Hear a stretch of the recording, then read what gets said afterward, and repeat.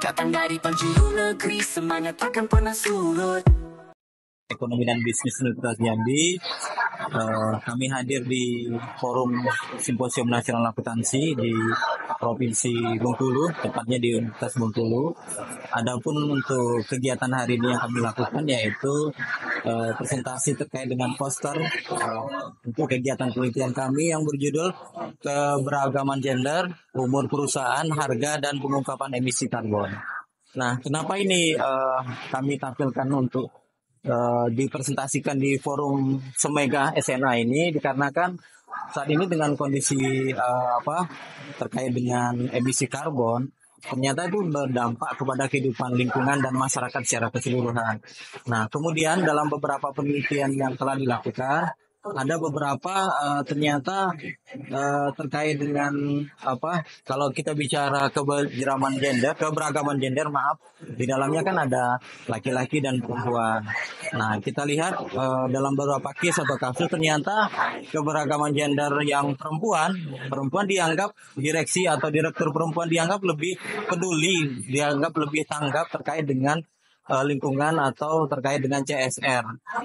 Nah, itu alasan kenapa kita ambil yang keberagaman gender. Nah, dalam hal ini kita akan melihat apakah memang terjadi pengaruh antara cara pikir atau cara pandang dari direksi atau direktur yang laki-laki ataupun yang perempuan. Kemudian yang kedua adalah umur perusahaan.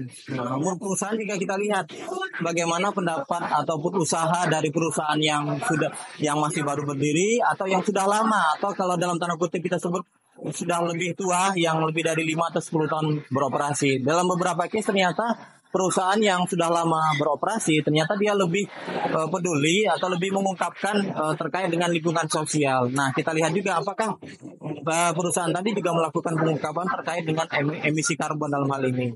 Kemudian juga harga yang dimaksud di sini adalah harga saham, pergerakan saham. Apakah nanti dengan perusahaan yang mengungkapkan terkait dengan emisi karbon tadi berpengaruh terkait dengan harga saham. Termasuk juga pengungkapan emisi karbon di sini adalah mediasi terkait dengan keberagaman gender, umur perusahaan terkait dengan terhadap dari nilai atau harga saham yang dimediasi oleh pengungkapan emisi karbon. Nah, itu dari 4 hipotesis yang kami ajukan ternyata 2 diterima, 2 ditolak. Yang diterima itu adalah keberagaman gender, bahwa keberagaman gender direksi atau direktur yang perempuan dianggap lebih memiliki pengaruh atau dalam tanda kutip pemikiran yang lebih terbuka terkait dengan pengungkapan dari emisi karbon. Begitu pula dengan umur perusahaan.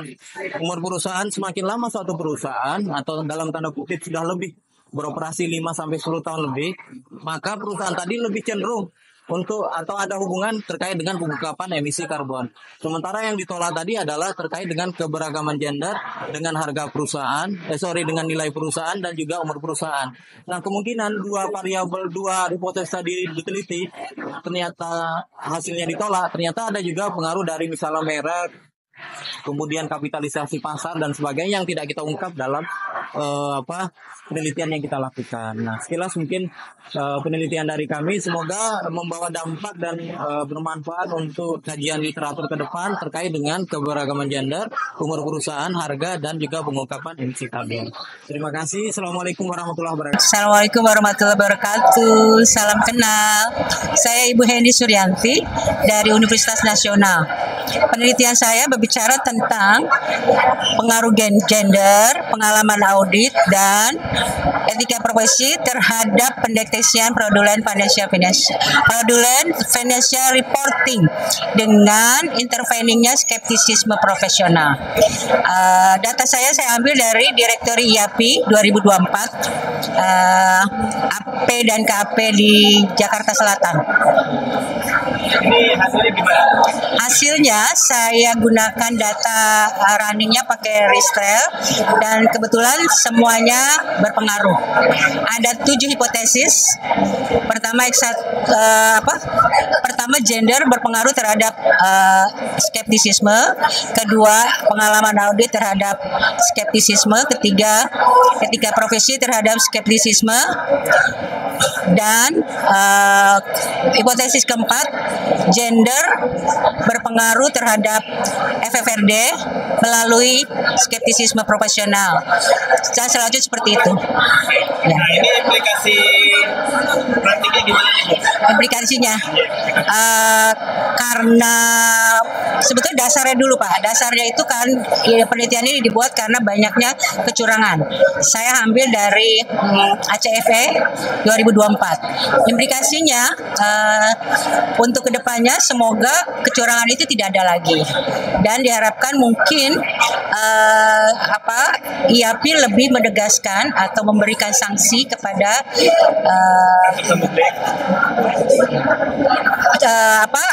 akuntan publik yang melanggar etika. Saya kira itu. Terima kasih Pak. Selamat pagi, nama saya Bill Pengayo. Saya akan diskusi mengenai poster tentang anteseden dan konsekuensi pengelolaan keuangan UMKM di Kota Jayapura. Ya, penelitian ini latar belakangnya itu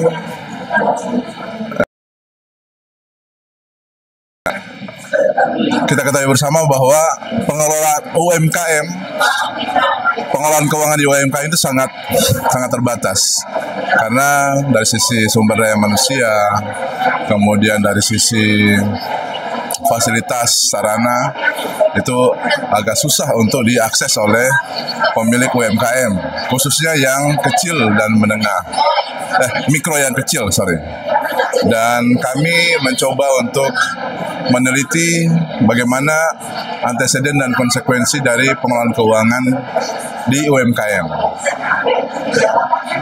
Penelitian ini dilakukan pada sektor usaha mikro, kecil, dan menengah, ya. Tetapi kebanyakan pada mikro dan kecil. Untuk menengah agak sedikit, hanya sedikit yang kami peroleh, ya. Dan kami mengolah pakai Smart PLS. Dan hasilnya kita lihat bersama. Ini inklusi keuangan sangat berpengaruh terhadap pengelolaan keuangan, kemudian literasi keuangan juga berpengaruh, dan pengelolaan keuangan berpengaruh terhadap kinerja UMKM, dan inklusi keuangan tidak berpengaruh signifikan yang melalui pengelolaan keuangan. Jadi aspek mediasinya tidak terpenuhi, tidak didukung, tetapi literasi keuangan berpengaruh terhadap kinerja keuangan yang melalui pengelolaan keuangan. Hal ini membuktikan bahwa ternyata literasi keuangan itu sangat penting dalam kinerja keuangan dan melalui pengelolaan keuangan. Ini juga dirasakan oleh UMKM yang ada, ya. Sehingga kita akan mungkin perlu dibuat kebijakan-kebijakan yang meningkatkan. Dan di Uncen juga kami sudah membuat beberapa pendampingan UMKM melalui dari Universitas Cendrawasih, melalui KKN juga kami dampingi, ya. Sehingga diharapkan mungkin 2-3 tahun ke depan mudah-mudahan literasi keuangan pada UMKM ini meningkat dengan baik. Wabarakatuh. Saya Nani Medawati. Ini sebetulnya artikel ini bersama dengan mahasiswa, yaitu dengan judul analisis dampak makroekonomi terhadap pergerakan indeks LQ 45. Nah, ini sebetulnya mengcounter di of accounting bahwa makroekonomi itu akuntansi tidak hanya debit kredit. Nah, ini terbukti bahwa faktor makroekonomi berdampak terhadap salah satunya adalah indeks LQ45. Nah, ini karena perkembangan pasar modal di Indonesia ada tren faktor makroekonomi, sehingga dari variabel yang kita teliti variabel dependennya indeks LQ45, independennya suku bunga, tingkat inflasi, nilai tukar, harga emas, dan harga minyak. Nah, kita menggunakan alat analisisnya regresi berganda, ingin membuktikan variabel independen itu berpengaruh atau tidak terhadap indeks LQ45. Nah, sebagaimana kesimpulan yang ada, ternyata ada pengaruh secara simultan suku bunga, inflasi, nilai tukar, harga minyak, dan harga emas itu sekitar 67,5% kalau kita lihat adjusted sekarang secara bersama-sama. Kemudian sisanya yang ini menjadi potensi untuk penelitian berikutnya ada 32,5% yang bisa dipengaruhi oleh variabel lain dalam model regresi ini. Nah, dari hasil penelitian ternyata variabel suku bunga berpengaruh positif, kemudian inflasi berpengaruh positif, kemudian nilai tukar ternyata berpengaruh negatif, sedangkan harga emas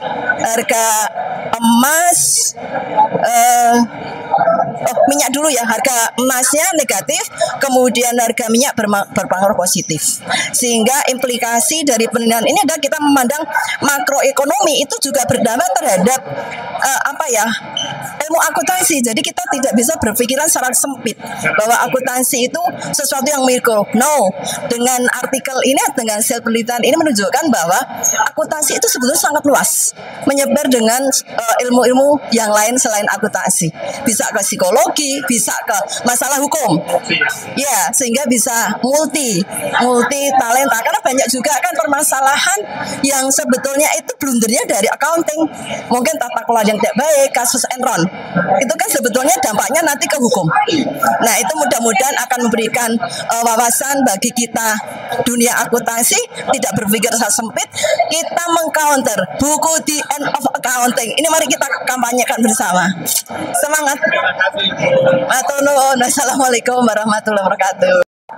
Oke, hari ini kita lihat salah satu poster dari kampus mana, Bu? UIN Suskaryau ini. UIN Suskaryau ya. Ini judulnya pengaruh corporate governance Kampusnya UAS dalam memoderasi agresivitas pajak.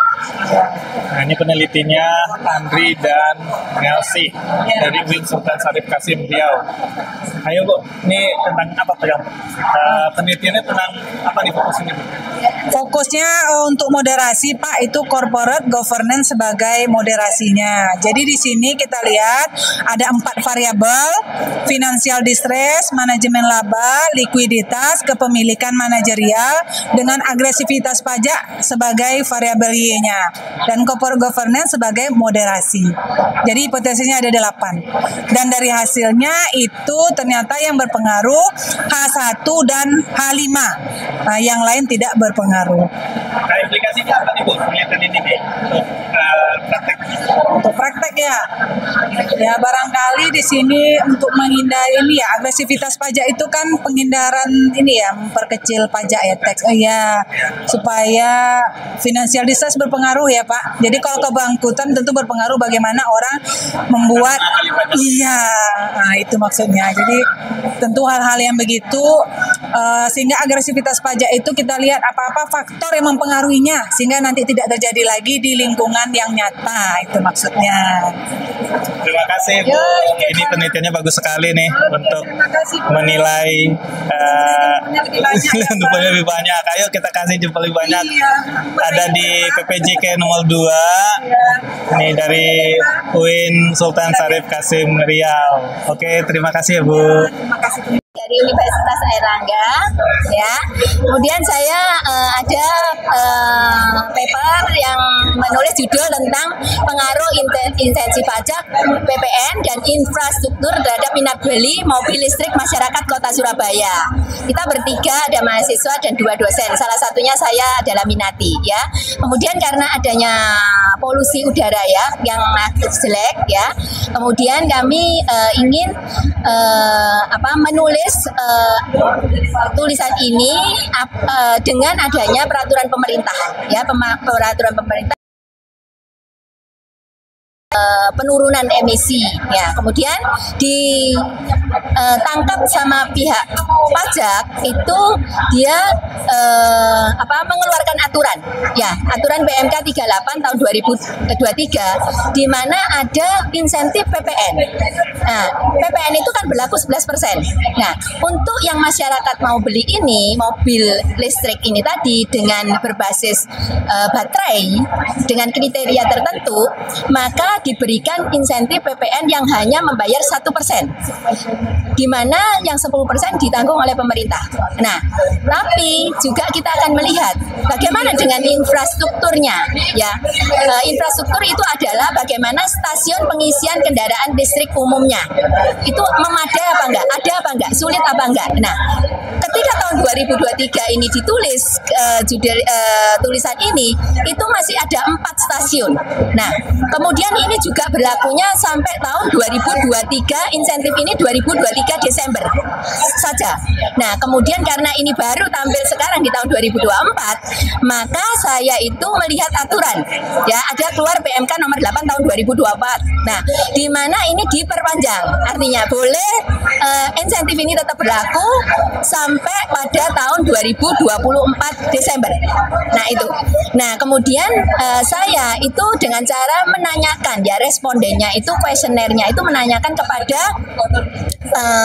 pegawai-pegawai yang ada di perusahaan, ya, yang dia sudah bekerja, ada kriterianya. Jadi dia itu KTP Surabaya, dia itu usianya sudah 20 tahun, kemudian dia itu sudah mempunyai penghasilan, begitu ya. Sehingga apakah ada minat beli? Karena ini kan minat beli. Nah, itu yang saya tanyakan, ada sekitar 286 responden, ya. Nah, kemudian setelah saya uji, ya, kemudian hasilnya semuanya pengaruh, ya. Jadi baik itu terhadap insentif pajak maupun infrastruktur yang sekarang menjadi 7.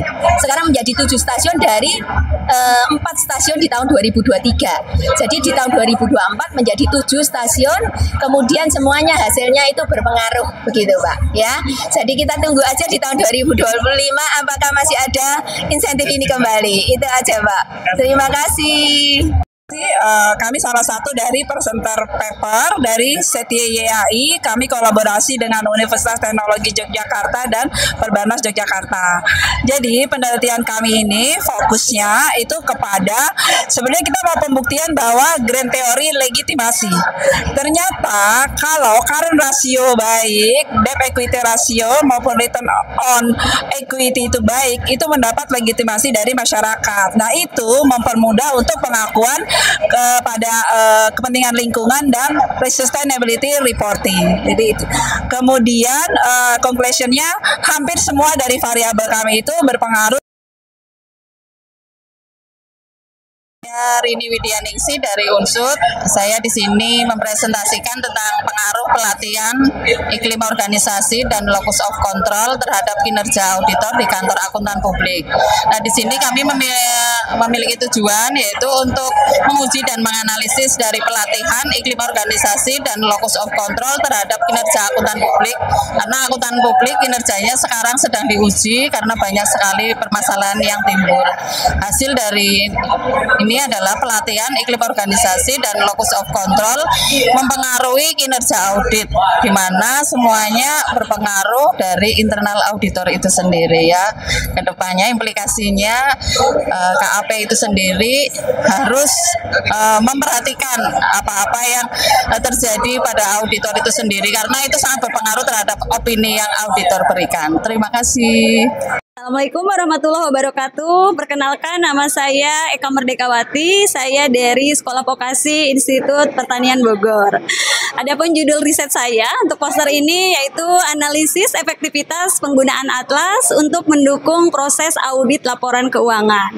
Hal yang melatar belakangi dari pembuatan poster ini yaitu di mana P2PK bersama dengan IAPI sudah membuat aplikasi Atlas, dan di sini kami ingin meninjau apakah KAP itu sudah menggunakan Atlas dengan baik, begitu. Kemudian karena dari hasil riset sebelumnya itu memang ada beberapa banyak sih sebenarnya perusahaan KAP yang belum menggunakan aplikasi Atlas begitu. Kemudian tujuannya yaitu untuk meninjau efektivitas penggunaan aplikasi Atlas dalam mendukung auditor untuk mengaudit laporan keuangannya.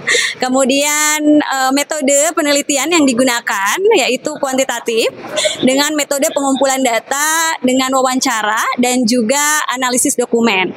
Adapun teknik analisis data yaitu triangulasi, di mana kami melakukan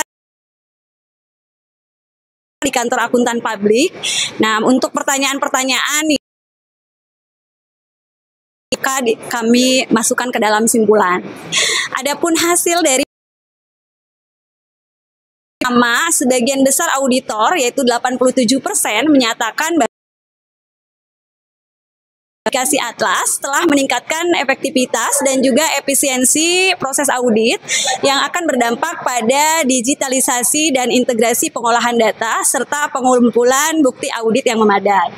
Kemudian yang kedua, 91% auditor menyatakan bahwa aplikasi Atlas karena memfasilitasi pengolahan data klien lebih cepat serta memudahkan mengidentifikasi kesalahan dan juga ketidaksesuaian. Kemudian yang ketiga, 90% auditor menyatakan bahwa penggunaan Atlas akan mendukung audit laporan keuangan yang berbasis resiko dengan menyediakan alat analisis data yang lebih mendalam, kemudian memungkinkan auditor juga mengidentifikasi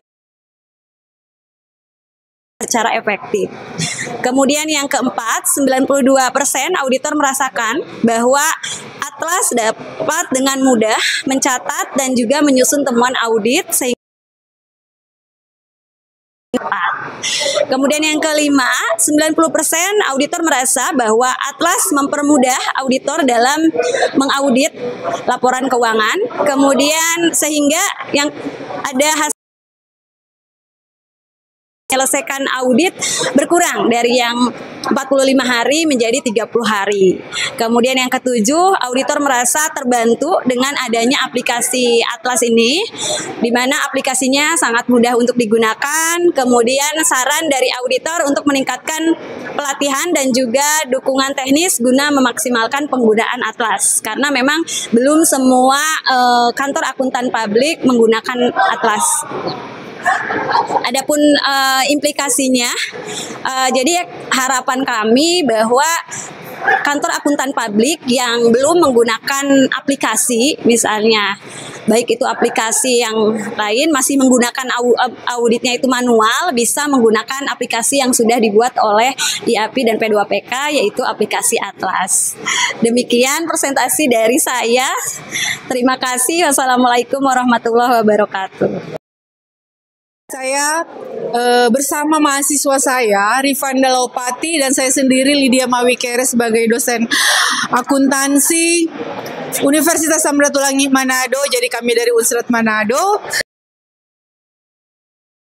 Presentasi bentuk poster dengan judul Pengaruh Penyajian Laporan Keuangan Pencegahan Fraud dalam Pengelolaan Dana Desa, Studi Kasus. Jadi tidak bisa mengelola keuangan dengan baik.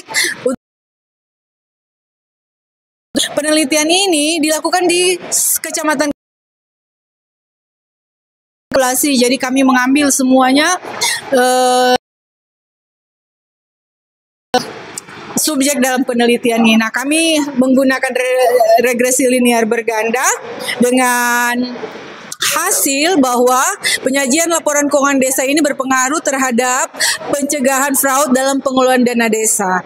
Kemudian variabel moralitas individu berpengaruh terhadap pencegahan fraud dalam pengelolaan dana desa juga diterima. Harapan dari penelitian ini di masa yang akan datang untuk para pengelola keuangan dana desa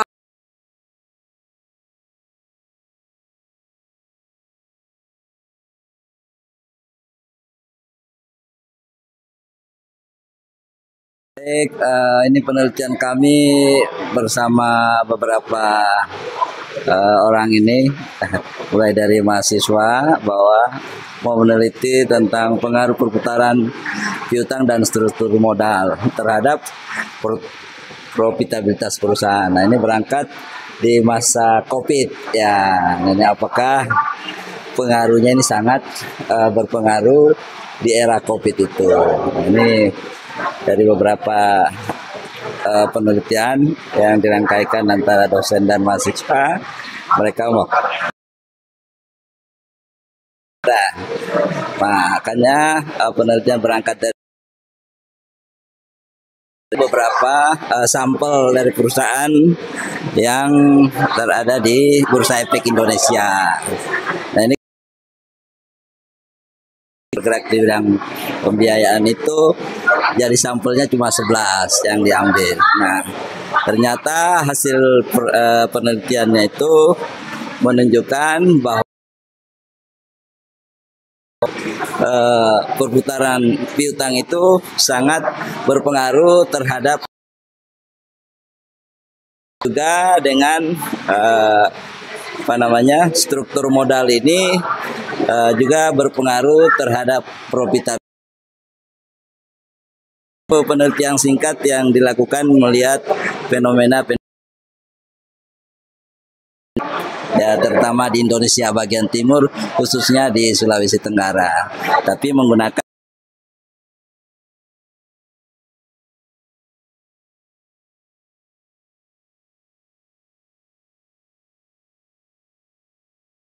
Saya Ditya Pandu Wicaksono, saya dari Universitas Islam Indonesia. Pada kesempatan kali ini saya berkesempatan untuk memamerkan poster saya yang berjudul Pengaruh Governansi Perusahaan terhadap Pengungkapan Keamanan Siber di Perbankan di Indonesia. Pada intinya topik tentang ini masih relatif jarang diteliti karena masih sedikit di literatur kalau kita melihat topik tentang pengungkapan siber.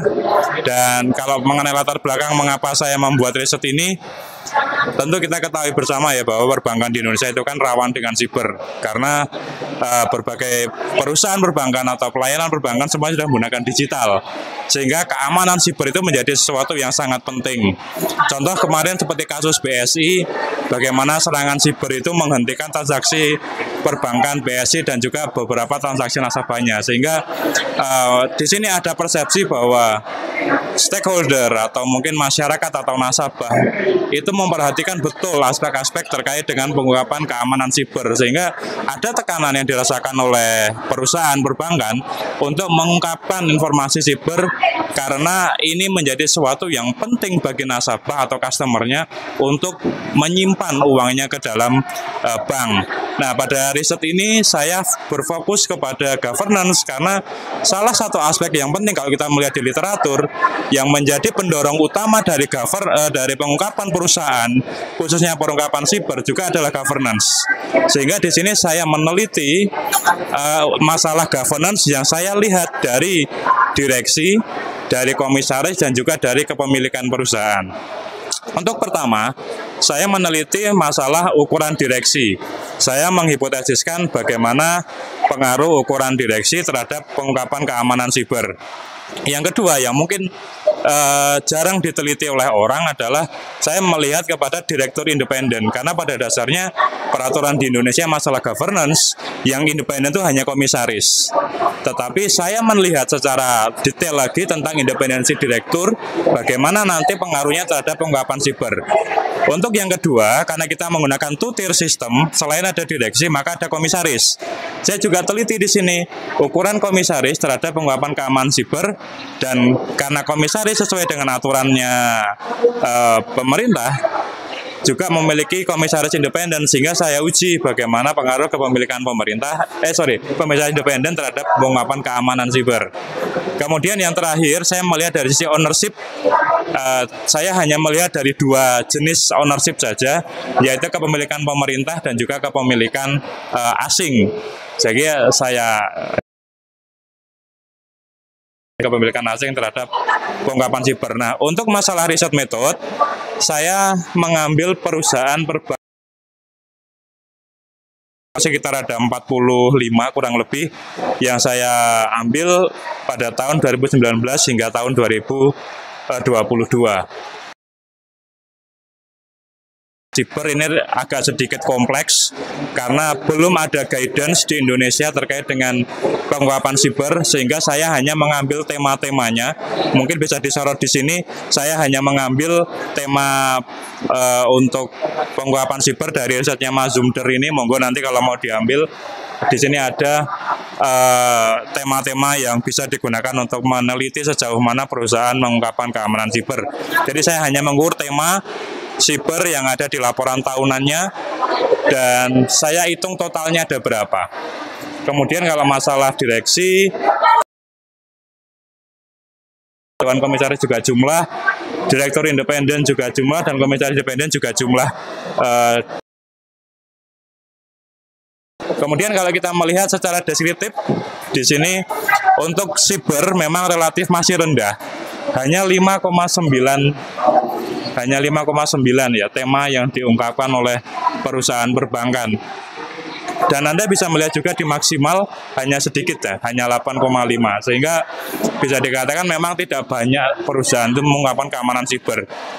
Dan ini untuk deskriptifnya saya rasa umum, dan kita bisa melihat Direktur Independen itu paling tinggi 92%.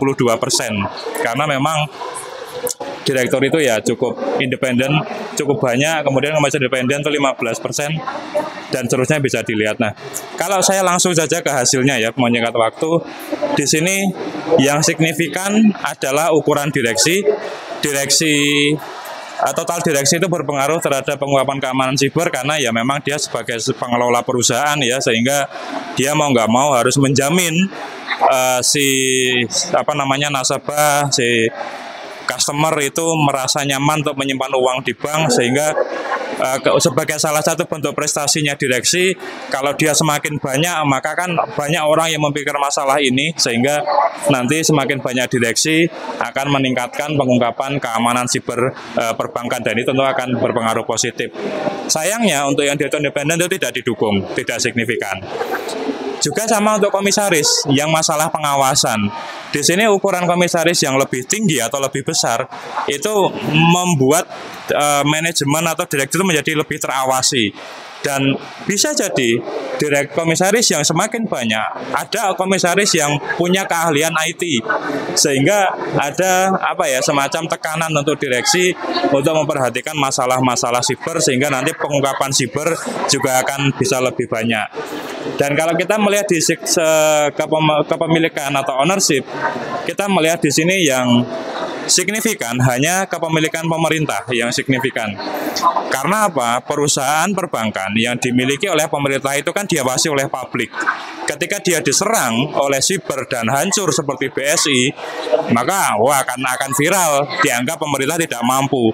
Sehingga ketika pemerintah memegang saham yang lebih besar di dalam perusahaan perbankan, maka dia memberikan pressure yang cukup tinggi kepada manajer, kepada direksi untuk lebih banyak memperhatikan masalah-masalah IT yang nanti masalah siber itu bisa jadi menunjukkan citra pemerintah juga sebenarnya, kalau bank pemerintah dijebol apalagi yang lain kan gitu. Sehingga di sini pengaruhnya signifikan, dan sayangnya untuk yang kepemilikan asing itu tidak signifikan pengaruhnya. Kesimpulannya tadi sudah saya jelaskan ya, implikasinya apa dari riset saya ini. Implikasinya kita bisa melihat bahwa pentingnya perusahaan memiliki direktur dengan jumlah yang cukup besar. Karena khususnya yang saya titik beratkan di sini adalah direktur yang besar meningkatkan kemungkinan masalah-masalah IT yang ada di dalam perusahaan, terutama masalah keamanan siber juga bisa meminimalkan masalah siber. Juga sama untuk komisaris. Komisaris yang besar juga akan banyak orang yang mengawasi, sehingga seorang komisaris tidak mengawasi banyak hal, sehingga masalah IT itu bisa dihadapi atau bisa dipertimbangkan lah untuk diawasi. Kemudian pemerintah tentu kita tahu bahwa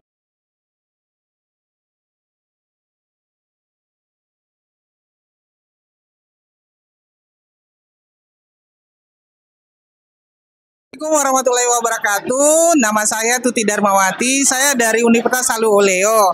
Hari ini saya mempresentasikan poster yang saya bawakan di acara Seminar Nasional Akuntansi terkait dengan analisis kesiapan akuntan pendidik dalam menghadapi era Society 5.0. Nah, di penelitian ini kami berempat semuanya adalah dosen yang dalam meneliti. Judul yang tadi itu saya sebenarnya mengambil untuk bagaimana keterkaitan sekarang tenaga pendidik di era yang semua menggunakan digital itu bisa mereka beradaptasi dengan hal tersebut. Sehingga dengan judul seperti ini saya menggunakan sampel ini kepada para mahasiswa. Mahasiswa itu yang saya gunakan untuk sebagai sampel dalam hal menilai tenaga pendidik yang ada di kampusnya mereka. Nah, metode penelitian yang saya gunakan itu ada dua, yaitu menggunakan metode teknologi reading index dengan sel efikasi. Dari metode itu yang saya gunakan secara deskriptif kualitatif, dan hasilnya adalah kami memperoleh hasil dari penelitian ini bahwa dari variabel sel efikasi itu berpengaruh kepada teknologi reading index, dan begitu juga teknologi reading index berpengaruh kepada sel efikasi, dan keduanya juga ini sama-sama berpengaruh secara simultan terhadap reading index pada akuntan pendidik di jurusan akuntansi. Itu saja, terima kasih. Assalamualaikum warahmatullahi wabarakatuh.